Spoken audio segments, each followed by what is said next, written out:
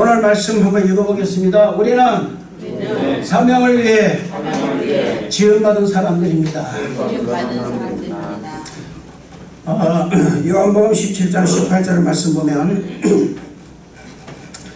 아버지께서 나를 세상에 보내신 것 같이 나도 너희를 세상에 보내었다라고 말씀하고 있습니다.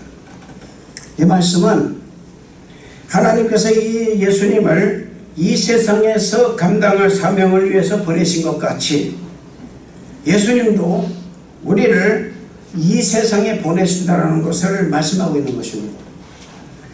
마태복음 28장 18절에서 20절의 말씀 보면 예수께서 나와 이르시되 하늘과 땅의 모든 권세를 내게 주셨으니 그러므로 너희는 가서 모든 민족을 제자로 삼아 아버지와 아들과 성령의 이름으로 침례를 베풀고 내가 너희에게 분부한 모든 것을 가르쳐 지키게 하라. 벌지어라.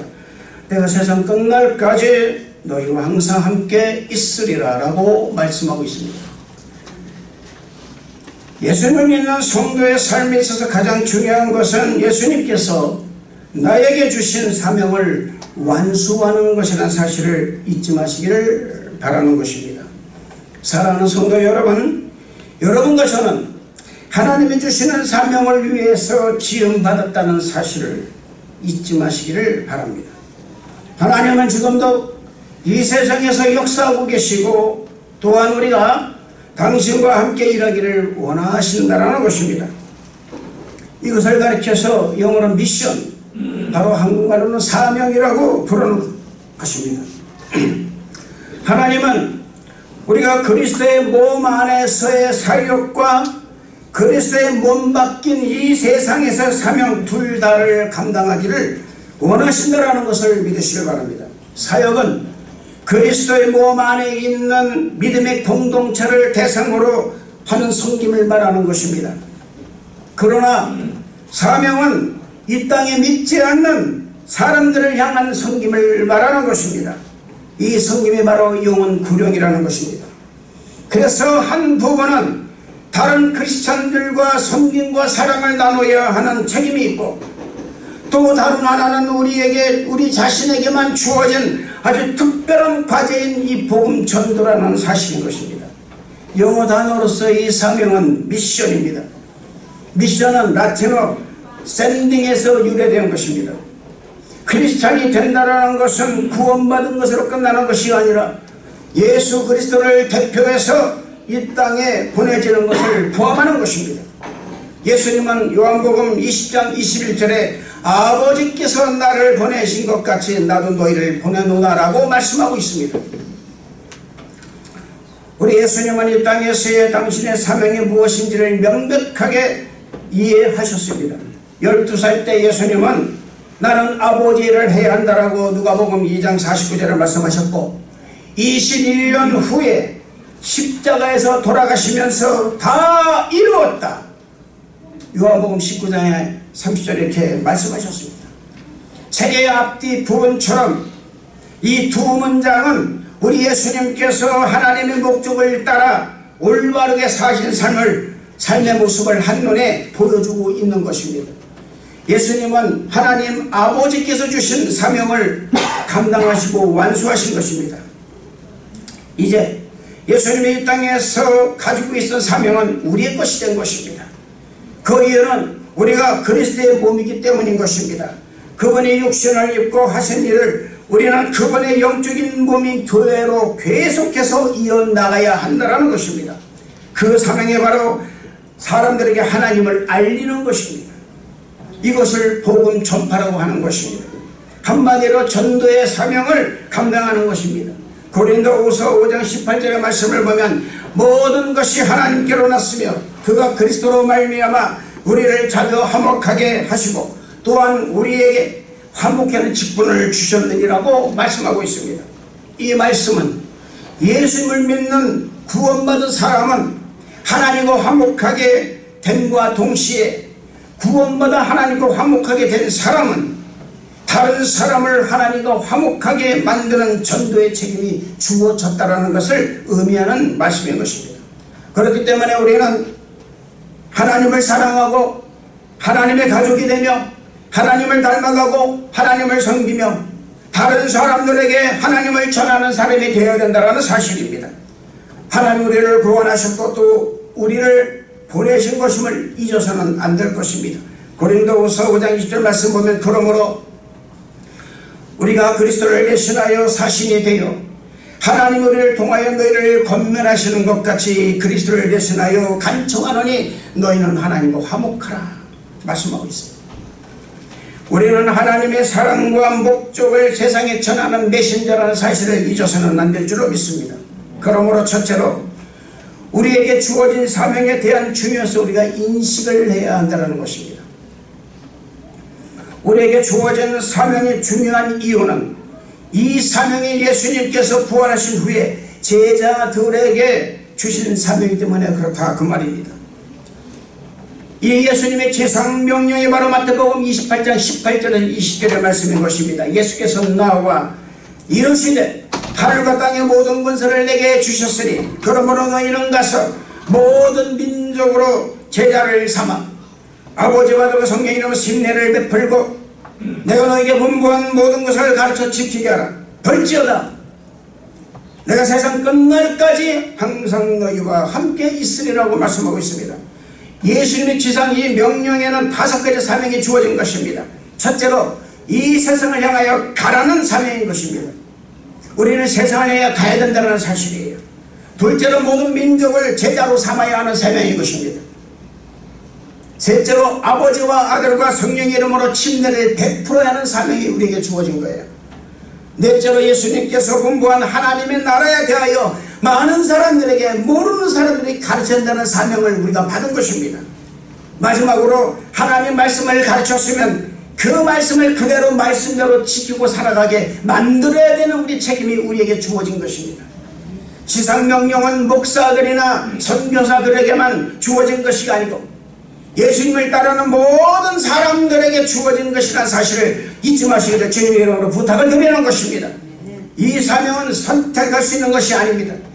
하나님의 가족이라면 반드시 해야 하는 그런 사명인 것입니다. 어쩌면 저와 여러분은 하나님께서 우리에게 주변에 있는 믿지 않는 사람들의 영혼에 대한 책임을 맡기신 것을 제대로 인식하지 못하고 살아왔는지도 모릅니다. 그러나 에스겔서 3장 18절 19절의 말씀 보면 가령 내가 악인에게 말하기를 너는 곧 죽으리라 할 때에 네가 가서 깨우치지 아니하거나 말로 악인에게 일러서 그가 악한 길을 떠나 생명을 구원하게 하지 아니하면 그 악인은 그 죄악 중에 죽으려니와 내가 그의 핏값을 네 손에서 찾을 것이라고 말씀하고 있습니다. 또한 네가 악인을 깨우치되 그가 그 악한 마음과 악한 행위에서 돌이키지 아니하면 그는 그의 죄악 가운데서 죽으려니와 너는 네 생명을 보존받으리라고 말씀하고 있습니다. 이 말씀 여러분 그냥 헛되게 듣지 마시길 바랍니다. 여러분 천국 가는 게 그냥 가는 거 아니에요. 천국이 이렇게 쉽게 가는 것인지 아십니까 여러분? 왜 여러분 예수님께서 좁은 길로 들어가라 그 길은 길이 협착하고 좁아서 많은 사람이 찾지 않는다고 그랬어요. 가령 내가 악인에게 말하기를 너는 반드시 죽는다 너가 가서 그 사람을 깨우쳐라 그랬을 때 내가 가서 깨우치지 않는다면 그 사람은 그 죄악 가운데 죽습니다. 한마디로 지옥 갑니다. 그러나 나에게 그런 사명이 주어졌는데 불구하고 내가 가서 깨우치지 않는다면 너도 지옥 간다 그 말이에요. 내가 반드시 그 핏값을 내게서 찾으리라. 그 핏값을 내게서 찾으리라. 여러분이나 제가 어떤 사람들에게는요 그들이 알고 있는 유일한 그리스도인일 수도 있습니다. 유일한 기독교일 수도 있습니다.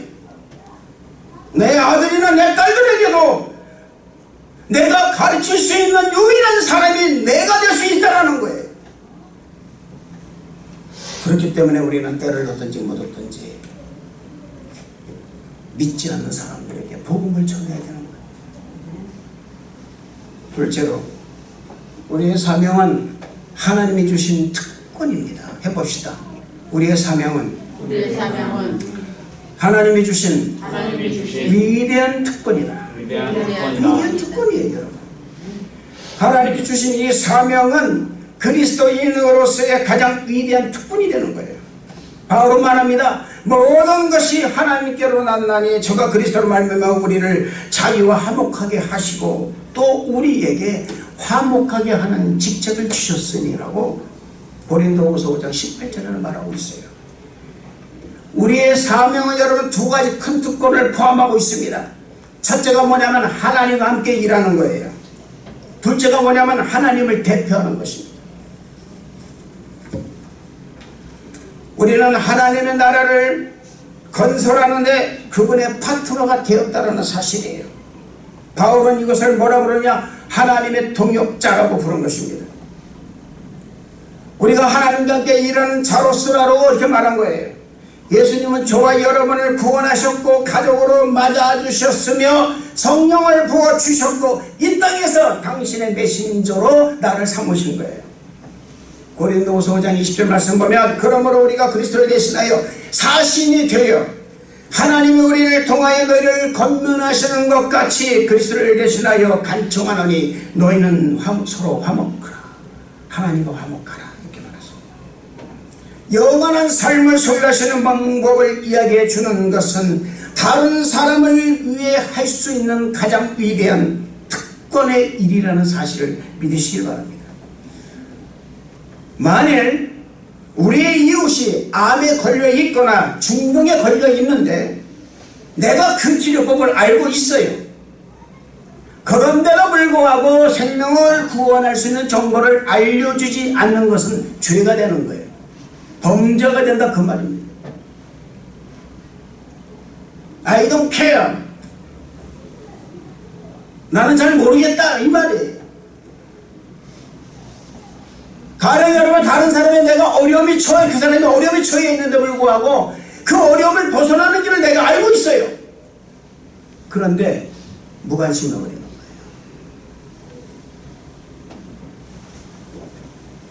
그런데 여러분 이보다 더 나쁜 것이 있습니다.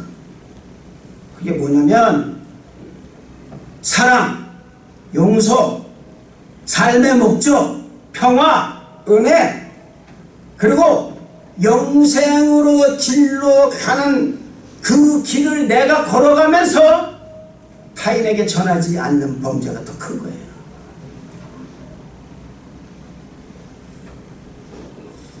우리가 한 가지 잊고 사는 것이 있는데요. 오랫동안 그리스도인으로서의 살다 보니까 그리스도가 없는 그런 삶이 얼마나 절망적인지 잊고 사는 거예요. 참 이런 사람 많습니다, 여러분. 내가 예수님 믿고 있으니까 그냥 나는 그냥 예수님 믿는 게 쉬운 것 같아요. 예수 그리스도는 이 땅의 모든 사람에게 반드시 필요한 분이시라는 사실을 항상 우리가 잊지 말고 살아야 되는데 그걸 잊어버려요. 그래서 영혼구령에 관심이 없어요. 여러분, 그리스도가 없는 세상은 아무리 잘 살고 있다고 좋은 옷 입고 아무리 여러분 돈 잘 쓰고 한다고 해도 완전한 삶이 아니라는 사실이에요. 바로 여러분들이 저기서 예배를 드리지만 이 예배 속에서 신령과 진정으로 예배 드리지 못하고 있다면 인간적인 신앙생활을 한다면 그건 완전한 삶이 아니라는 거예요. 저는 이 단에서 말씀드려요. 이 방송을 듣는 모든 크리스천들에게 제가 말합니다. 여러분, 예수님을 믿는 삶이 얼마나 여러분 우리에게는 위대한 특권인지 몰라요. 할렐루야. 그리스도가 없이는 그들은 절망 속에서 길을 잃고 하나님과 영원히 분리되어 살 수밖에 없다는 것을 잊어서는 안 될 줄로 믿습니다.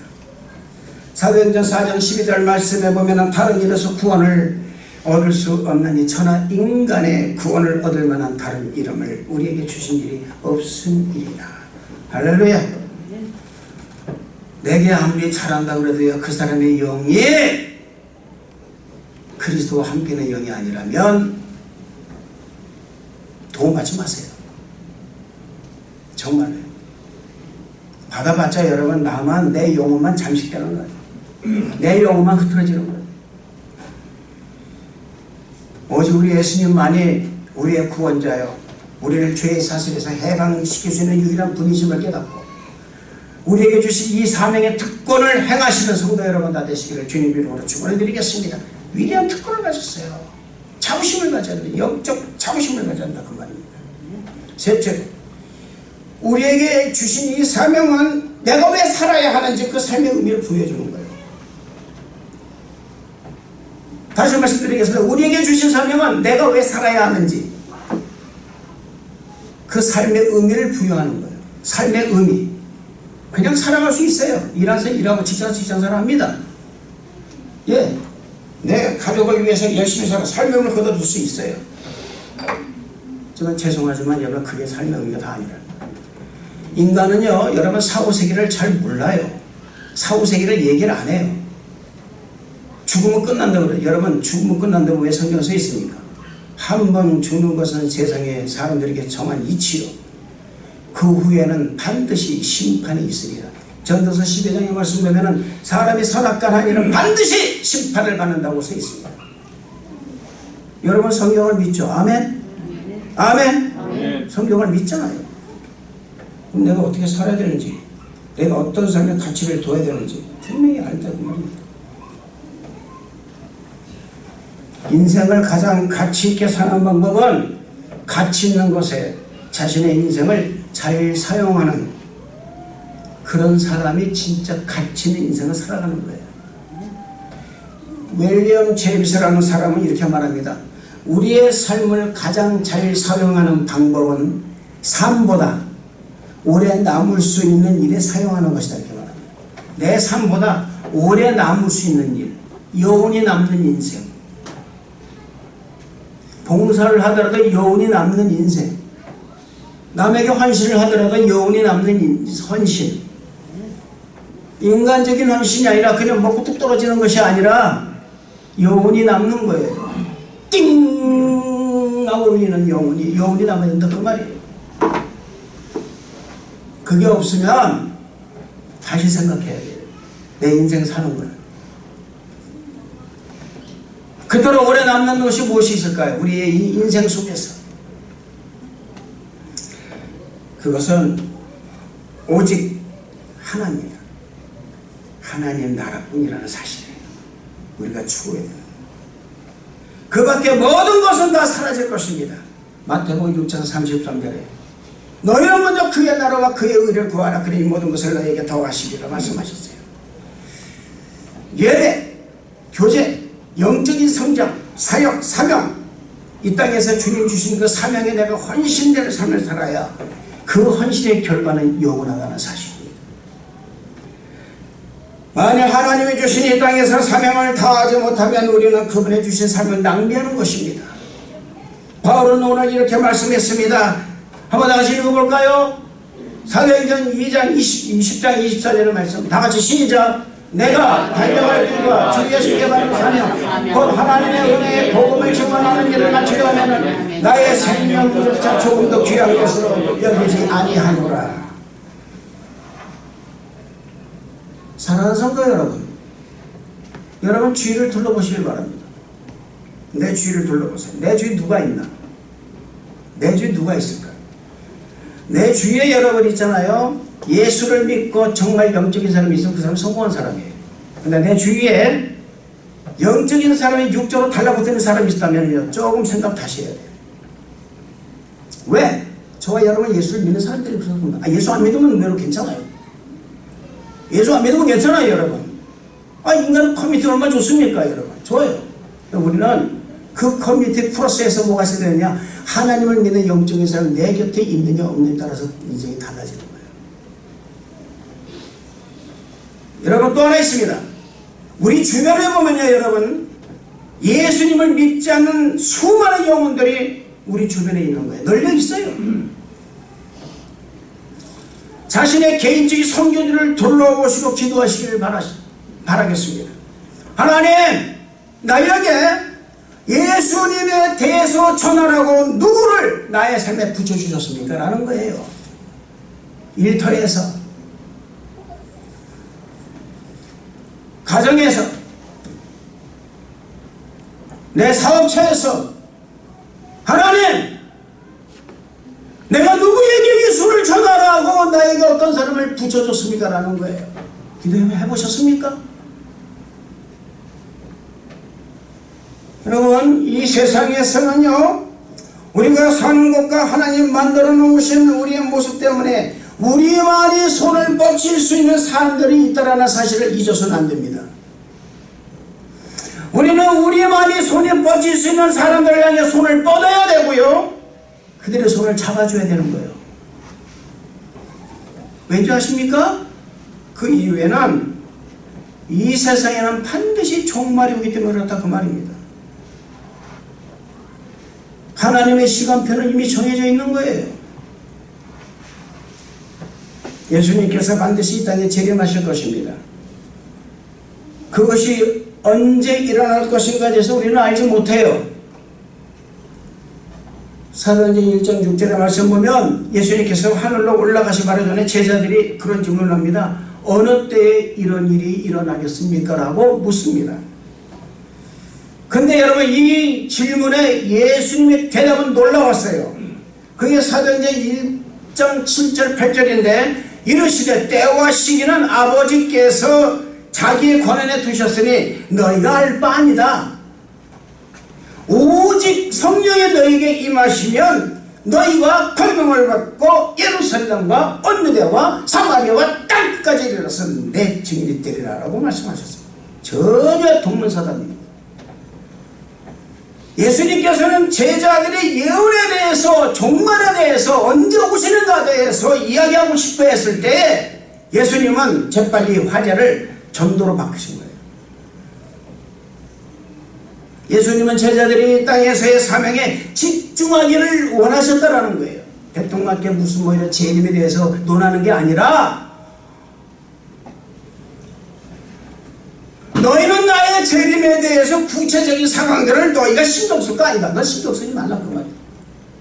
너가 신경 쓰고 관심을 둬야 될 게 어딘지 아느냐?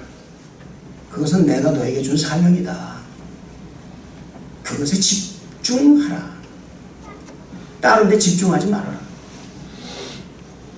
우리는 여러분 다른 데 집중 많이 해요. 예수님이 다시 오실 정까지 추측하는 것은 공허한 것입니다. 마태복음 24장 36절 말씀 보면 그러나 그날과 그때는 아무도 모르나니 하늘의 천사들도 아들도 모르고 오직 아버지만 아시느니라 라고 말씀하고 있어요. 예수님도 그 날짜와 그 시기를 모르신다고 말씀하고 계시는데 왜 우리가 그것을 알아내려고 그렇게 노력을 하고 발버둥을 쳐야 되냐 그 말이에요. 그러지 마세요. 그러지 마세요. 우리가 확실히 아는 사실은 뭡니까? 모든 사람들이 복음을 듣기 전까지는 예수님을 재림하지 않으십니다. 예수님은 마태복음 24장 14절을 통해서 이 천국 복음이 모든 민족에게 증거되기 위하여 온 세상에 전파되리니 그때야 끝이 오리라 그렇게 말씀하셨어요. 아멘. 아멘. 아멘. 아멘. 아멘. 여러분, 예수님이 더 빨리 재림하시기를 원하십니까? 믿으면 아멘. 그렇다면 예언을 분석하는데, 재림을 분석하는데 시간 낭비하지 마세요. 사명을 감당하는데 집중하시길 바랍니다. 사탄은요, 우리가 하나님이 주신 사명을 감당해내는 것보다 사명을 수행하면서 샛길로 빠지게 방해를 한다는 것을 깊이 깨달아야 돼요. 다 여기 다 넘어갔어요. 지금 이 코로나 때문에 더 넘어갔어요. 지금 생각하는 사람들 뭡니까? 이 사이에 재림이 금방 온다 그 말이에요. 종말이 온다 그 말이에요. 지금 이거는 666이다. 뭐 어떤 사람 심하게 얘기합니다. 여러분 이 저 백신이 666이다까지 얘기를 하는 사람이 있어요. 아닙니다, 여러분. 이게 사탄의 미혹이에요. 이 사탄의 방해를 요한복음 10장 10절에서 뭐라고 하지 않습니까? 도둑이 오는 것은 도둑질하고 죽이고 멸망시키려는 것뿐이다, 이렇게 얘기합니다. 사탄은 우리가 믿음을 따라서 행동하는 것을 원하는 존재가 아니에요. 잘 들으세요. 사탄은 우리가 교회에서 어떤 일을 하든 어떤 사역을 감당하든 내버려 둡니다.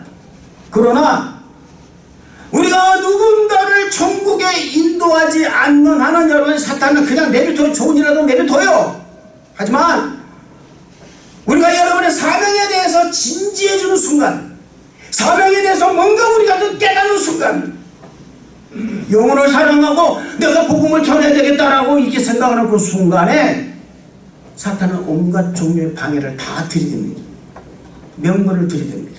교회에서 파장을 일으키고 나쁜 생각 들게 만들고 사랑을 막 노랗게 만들고 왜 목사님이 왜 저럴 수가 있을까 이렇게 나오게 만들고 뭐라는 걸 방해를 하게 만들고 나가서 뒷말하게 만들고 결국 그래서 가장 중요한 전도에 대해서 이야기를 못하게 만들어버리는 거예요.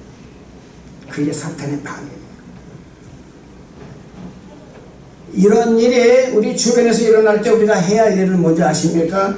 그럼 예수 말씀을 생각하는 거예요. 하나님 말씀을 생각하는 거예요. 누가복음 9장 62절의 말씀이 되어 있습니다. 손에 쟁기를 잡고 뒤를 돌아보는 자는 하나님 나라에 합당치 아니하다. 이런 사람이 사탄의 미혹을 이기고 영혼 구령에 성공하는 사람이 된다는 사실을 믿으시기를 주님의 이름으로 축원을 드리겠습니다. 넷째로, 사명은요 반드시 치른 대가가 있습니다. 대가가 없는 게 없어요. 대가가만 주어져요. 초대교회 시절 때 수많은 순교자가 나왔습니다. 우리나라도 세남토에 순교가 있었기 때문에 기독교가 전파된 거고요. 수많은 크리스천들의 선배들의 죽음과 그 순교가 있었기 때문에 그 헌신과 노력이 있었기 때문에 지금 열매를 맺어지는 거예요. 여러분, 사명을 완수하려면, 감당하려면 우리의 목표를 버려야 됩니다. 내 인생의 목표를 버려야 되는 거예요. 그리고 우리의 삶에 대한 하나님의 계획을 받아들여야 된다, 그 말입니다. 여기 얼마나 아프겠어요, 여러분. 생각해 보세요. 껍데기를 벗기는 아픔이 내게 있는데 내가 가장 중요한 것을 내가 버려야 되는데 그걸 버리지 못하니까는 사명을 감당하지 못하는 거예요. 예수님께서 겟세마네 동산에서 기도하실 때 기도하셨습니다. 아버지여, 만일 아버지의 뜻이거든 이 잔을 내게서 옮기시옵소서. 그러나 내 원대로 마시옵고 아버지의 원대로 되기를 원하나이다. 여러분, 이 기도가 우리의 기도가 되어야 됩니다.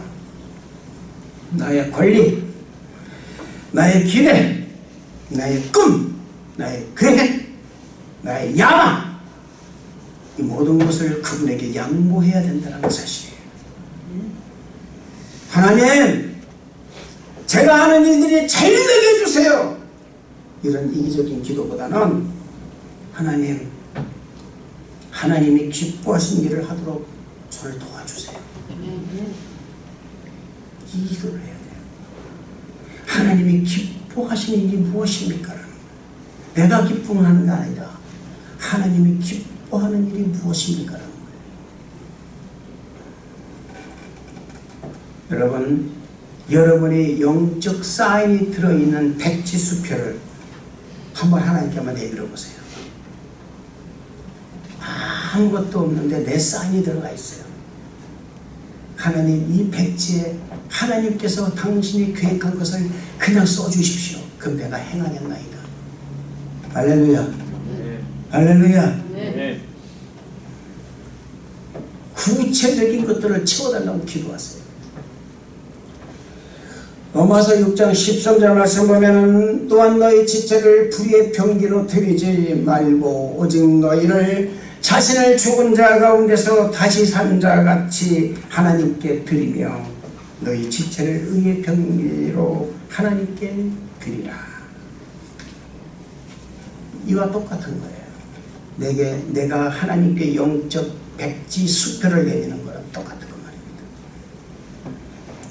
만일 우리가 어떤 대가를 치르더라도 우리의 사명을 완수하는데 헌신한다면 우리는 사람들이 거의 경험하지 못하는 방법으로 하나님의 축복을 경험하게 된다는 사실을 믿으시기를 주님 이름으로 축원을 드리겠습니다. 하나님의 나라와 그의 의를 구하는 일에 헌신한 사람들을 위해서 하나님이 해주시지 않는 일은 거의 없다는 사실을 믿으시기를 주님 이름으로 축원을 드리는 것입니다. 예수님 마태복음 6장 33절에 약속하셨어요. 너희는 먼저 그의 나라와 그의 의를 구하라. 그러니 모든 것을 너에게 더하시리라 약속을 분명히 하셨습니다. 하나님의 나라와 하나님을 구하는 성도이 되셔서 하나님이 주시는 축복을 받아 누리는 성도 여러분 다 되시기를 주님 이름으로 축원을 드리겠습니다. 우리 예수님은 한 영혼을 천하보다 귀하게 생각하시는 분이라는 사실을 믿으시길 바랍니다. 이보다 더 중요한 것은 없는 거예요. 십자가가 그것을 증명하고 있습니다. 한 사람의 영혼이에요. 한 사람의 영혼. 예수님은 이 한 영혼을 너무나 사랑하셔서 골고다 십자가에 매달려 죽으신 것입니다. 여러분, 우리가 전도하는 것은 한 사람이 많은 사람을 전도하는 것 아니에요. 물론 그렇게 할 수 있습니다. 특별한 전도의 은사가 있어야 할 수 있습니다.